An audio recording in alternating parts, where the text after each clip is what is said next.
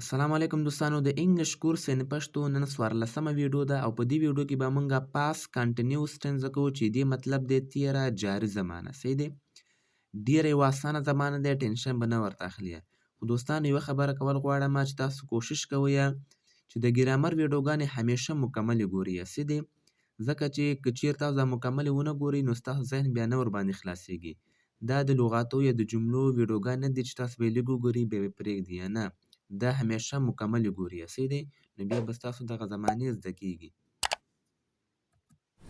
نو دوستانو د دې زمانې د زده کولو لپاره درې شیان مهم دي دا زه په هر ویډیو کې وایم چې دغه زمانه موږ په کوم وخت کې استعمالو او د دې زمانې کومکي فعلونه کوم یو دي او د فعل کوم حالت پکې استعمالیږي صحیح دی دا درې واړه به موږ اوس وایو ښه دوستانو دغه زمانه اوس موږ په کوم وخت کې استعمالو دا ډېر زیات مهم دی صحیح دی ګورئ کله چې یو کار په تیر وخت کې جاري وي یو کار دی هغه په تیر وخت کې جاري دی صحیح دی د هغه لپاره به موږ دغه زمانه استعمالو ګورئ مثالو کې خپله پوهیږئ احمد ډوډۍ خوړله ګوره دا کار دوستانو په تیر وخت کې جاري دی صحیح د احمد ډوډۍ خوړله زه داسې نه وایم چې احمد ډوډۍ وخوړه هغه خو سمپل پاست ټینس و احمد ډوډۍ وخوړه دا زه وایم چې احمد ډوډۍ خوړله دغه کار جاري و پاست وخت کې صحیح دی بل مثال ته وګورئ هغه کرکټ کولو هغه کرکټ کولو او که زه داسې وایم چې هغه کرکټ وکړ هغه سمپل پاست ټینس وه او دغه هغه کرکټ کولو نو دا پاست کنټینیوس ټینس صحیح دی بل اسان مثال ته وګورئ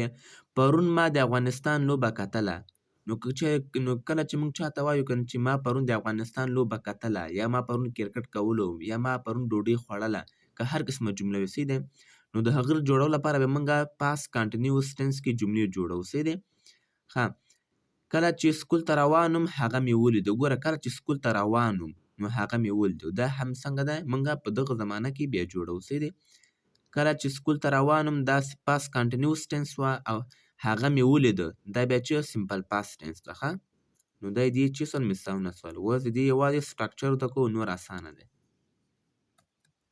ښه دوستانو دې زمانې هیلپینګ وربس یعنې کومکي فعلونه چې دي دوانې دي وز او ور دې زمانې کومکي فعلونه دي ور استعمالیږي له وي یو دی او پلورل ناون سره او وز استعمالیږي له آی هی شي اټ او سینګولر سبجیکټ سره ښه دا ټول موږ سره سبجیکټس دي نو له دغه سره دا استعمالیږي او له دې سره دا استعمالیږي صحیح دی ښه دوستانو په دې زمانه کې موږ د فعل کوم حالت استعمالو فارم اف د ورب مطلب د فعل حالت په دې زمانه کې موږ د فعل څلورم حالت استعمالو صحیح د فورت فارم مطلب د فعل څلورم حالت پکې دی کې استعمالیږي لکه دا موږ سره یو فعل د رایټ د خپله یو فعل د دې دوم حالت روټ د درېیم حالت ریټن د څلورم حالت رایټینګ ده صحیح دی نو تاسو ما مخکې هم ویلې چې په ټولو کنټینیو زمانو کې موږ د فعل څلورم حالت استعمالو صحیح دی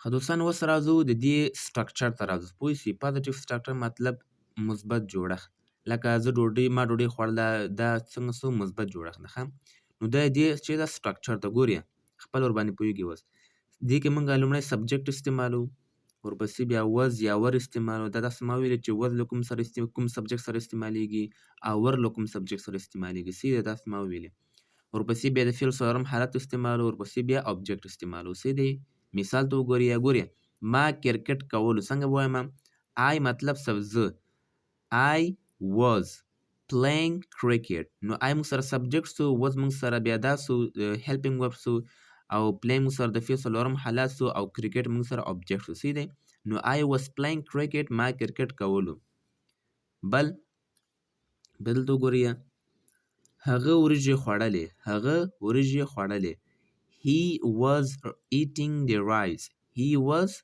eating the rice. هغه وریجې خوړلې لاندې نور مثال ته وګورئ پرون موږ د افغانستان لوبه کتله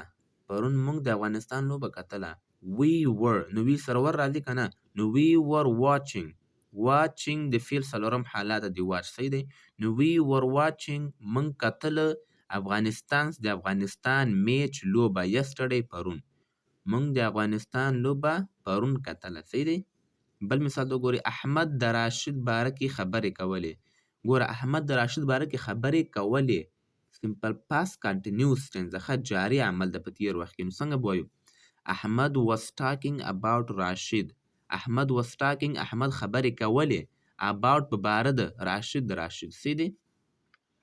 بل مثال ته وګورئ. علي او ولي جنګ کولو. علي and ولي were fighting. نو دا موږ سره دوه نومونه دي که نه، نو دې ته ویل کېږي پلورل ناون ویل کېږي. سی دی. نو دې سره موږ ور استعمالو. نو علي and ولي were fighting. علي او ولي جنګ کولو. لاندې راځو دوستانو ایدي نیګیټیو سټرکچر ته راځو. سی دی. ګوره منفي جملې په دې کې جوړول ډېر اسانه دي. یوازې له was نه د helping verb نه وروسته تاسو not واچوئ، دې به چې سي منفي جمله جوړه سي. بس یوازې دومره اسانه دی. نو I was not playing cricket. ما کرکټ نه کولو.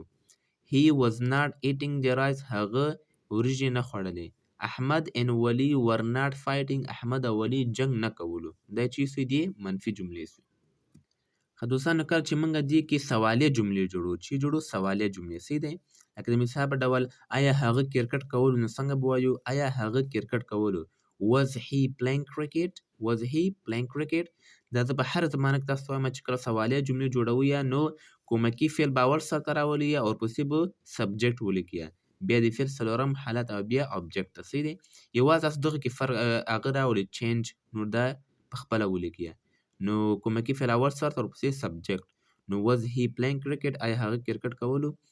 Was I eating the rice؟ آیا ما وریجې خوړلې. were we watching cricket؟ آیا موږ کرکټ کتلو. نو دلته ور ما ولې استعمال ځکه چې دلته وی راغلی، دلته was ما ولې استعمال ځکه چې آی راغلی او دلته هی راغلی. سی دی. نو دا دي چې سوالیه جملې سوې. نو امید لرم دوستانو چې تاسو دا ویډیو به خوښه شوې وي. که بیا هم کوم سوال لرئ نو ما نه په کمنټ کې سوال ولیکئ. سی ده. کمنټ کې ماته سوال ولیکئ چې کوم سوال ستاسو